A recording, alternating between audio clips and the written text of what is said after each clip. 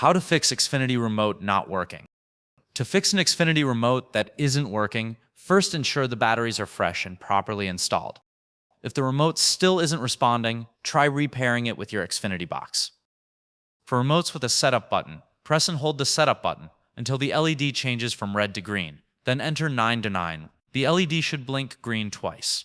For remotes without a setup button, press and hold the A, triangle, and D diamond buttons simultaneously until the LED changes from red to green, then enter 9 to 981. The LED should blink blue 3 times.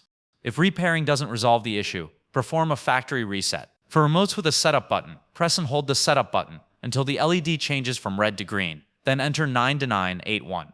For remotes without a setup button, press and hold the A and D buttons simultaneously until the LED changes from red to green, then enter 9 to 981. The LED should blink blue 3 times.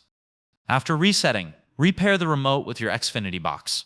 If the remote still isn't working, check for any obstructions between the remote and the Xfinity box, and ensure the box is powered on and functioning properly. That's it. Thanks for watching.